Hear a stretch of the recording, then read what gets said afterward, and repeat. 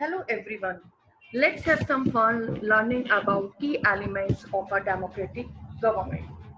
In last session, you get information about the need for government. In this session, you will learn about key elements of democratic government like participation and accountability, resolution of conflict, and concern for equality and justice. Let's move on topics. First of all, I'll tell you about democratic government. As you know, India fought against British colonial rule and became an independent and democratic country in 1947. The basic idea of democracy is that people rule themselves by participating in decision making. Most modern democracies are representative. In our country, we have representative country, which means that the people do not directly participate in the nation decision-making process. First, we elect our representative, and these representatives work on behalf of people in government. So use a process of election to choose their representative to create and run the government. In this way, you can say the people indirectly rule the country or indirectly participate the nation's decision-making process. With the idea of democracy, there comes the idea of universal adult franchise, which means that all citizens, those are 18 and above 18, having right to vote, wherein all adult citizens must have the right to vote without any discrimination on the ground of their color, caste, gender, place of birth. Everyone having right to vote, those are adult. If we talk about apartheid, apartheid means separation of people on the basis of their color, on the basis of race. Apartheid was an unfair political and social system in South Africa where a minority white population ruled over the black majority. Under the apartheid, blacks were not allowed to vote and were discriminated against. They had poor access to public services and their own country's natural resources. Even they were not allowed to use public transport, which were used same public transport which were used by white people.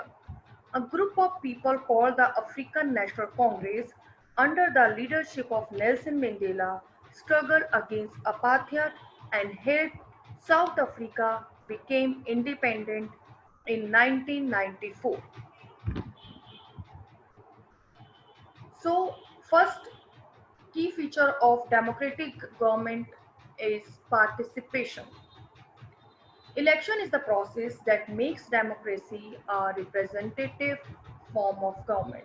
Through this, the people elect and choose their representative, and these elected representatives work on behalf of people. So, in this way, the people indirectly participate the nation's decision making process. So people participate in nations decision making by voting to elect their representative who take decision on their behalf. All democratic governments are generally elected for fixed period of a few years, but they can be re-elected. In our country, our government is elected for 5 years because it through this process we implement we form the true features and true picture of democracy, true mean of democracy, because after every 5 years the people have choice to elect the same government or to change the government.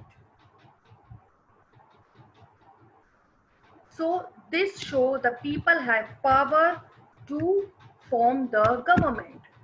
There are also other ways such as protest, dharnas, rallies, strikes, signature campaign, etc., which people use to express their views and tell government what actions must be taken to help the country and its people. Through this, this they participate the people the government policy, and through this they can also change the government policy. Next is resolving conflicts. Whenever different groups of people are involved in creating and running a government, there are high chances of conflict and discrimination on the basis of religion, culture, region, and caste. Such conflicts may result in violence, and a local or state government must resolve them. In case of conflict between states and center, national federal government has to find solution. If the case is case of conflict between two states, so that is the responsibility of the government to solve that kind of conflicts.